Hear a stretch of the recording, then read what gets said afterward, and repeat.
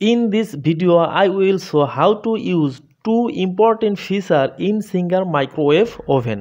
Hello everyone, এই ভিডিওতে আমি দেখাবো কিভাবে আপনারা খুব সহজেই দুইটি গুরুত্বপূর্ণ ফিচার সিঙ্গার মাইক্রো ওভেনে ব্যবহার করবেন। আশা করি এই মাইক্রো ওভেনের গুরুত্বপূর্ণ ফিচার দুটি সম্পর্কে জানলে মাইক্রো ওভেনের সেফটি যেভাবে বেড়ে যাবে, তেমনি মাইক্রো ওভেনটির টেকসই ক্ষমতা অনেক গুণে বেড়ে যাবে। এই গুরুত্বপূর্ণ ফিচার দুটি হলো কুলিং ফিচার এবং চাইল্ড প্রুফ লক। এই ফিচার দুটি কিভাবে ব্যবহার করবেন, কোন সময় ব্যবহার করবেন এবং ব্যবহার না করলে কি সমস্যা হতে পারে, সম্পূর্ণ জানতে অবশ্যই ভিডিওটি মনোযোগ সহকারে সম্পূর্ণ দেখবেন। মাইক্রো ওভেনের ফাংশন সম্পর্কিত কোন কোন ধরনের ভিডিও চাই কমেন্টস করে জানাবেন, আর ভিডিওটি ভালো লাগে একটি লাইক দিবেন। আপনি যদি আমাদের চ্যানেলে নতুন হয়ে থাকেন অবশ্যই চ্যানেলটিকে সাবস্ক্রাইব করে বেল আইকনটি বাজিয়ে রাখুন, আর ইতিমধ্যে যদি আপনি সাবস্ক্রাইব করে থাকেন থ্যাংক ইউ সো মাচ। আমরা প্রথমে জেনে নেব কুলিং ফিচার সম্পর্কে। কুলিং ফিচার কি?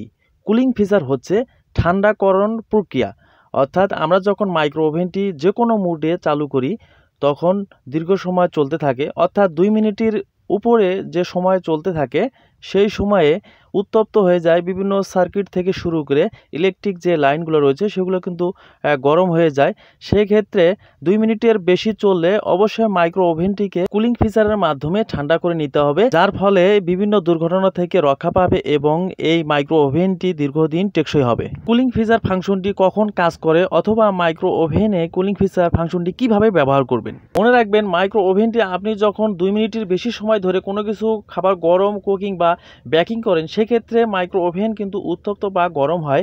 সেক্ষেত্রে মাইক্রো ওভেনের আপনি যখন সব কাজ সম্পন্ন করে স্টপ করে দেন তখনই এই সময়ে মাইক্রো ওভেনটি নিজে থেকেই ফ্যান বা কুলিং ফিচারের মাধ্যমে কিন্তু অটোমেটিক ঠান্ডা হয়ে নেয়। কিন্তু এই সময় আমরা যদি মাইক্রো ওভেনের ইলেকট্রিক সুইচটি পুরোপুরি অফ করে দেই তাহলে এই কুলিং ফিচারের মাধ্যমে যে ঠান্ডা হওয়ার প্রক্রিয়াটা কিন্তু সম্পন্ন হতে পারে না। এক্ষেত্রে এই মাইক্রো ওভেনের ইলেকট্রিক যে লাইনগুলো যে গরম হয়েছিল সেগুলো কিন্তু সঠিকভাবে ঠান্ডা হতে পারে না। এক্ষেত্রে মনে রাখবেন, আপনি যখন মাইক্রো ওভেনে কোনো কিছু 2 মিনিটের বেশি সময় ধরে কুকিং, বেকিং বা কোনো কিছু গরম করবেন সেক্ষেত্রে সেই প্রক্রিয়া সম্পূর্ণ হয়ে গেলে আপনি যখন স্টপ বাটনে প্রেস করবেন এই সময় মাইক্রো ওভেনটি অন্তত 3 মিনিট পর্যন্ত কুলিং ফিচারের ফাংশনটি চালু থাকবে মাইক্রো ওভেনটি ঠান্ডা হওয়ার জন্য।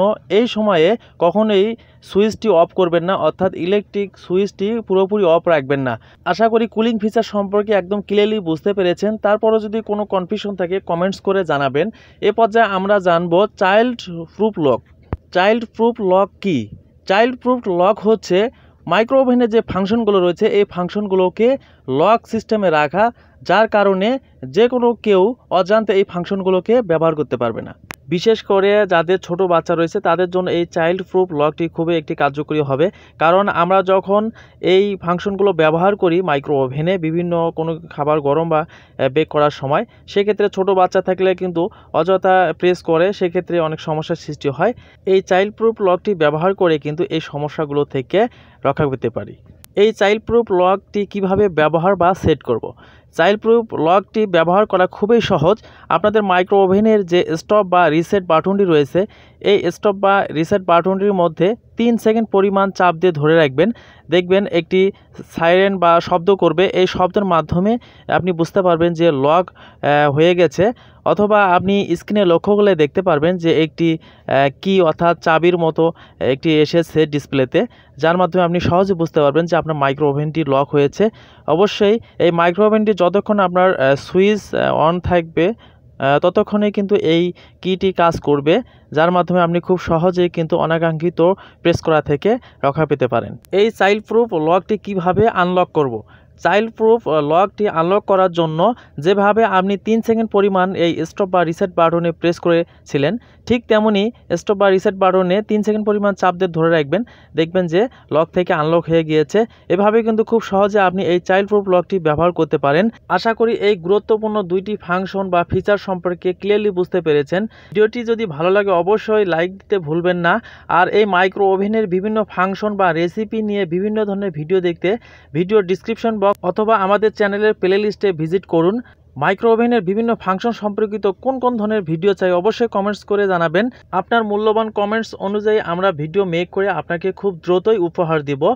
আজ এ পর্যন্তই, ভালো থাকবেন। Thank you for watching the video.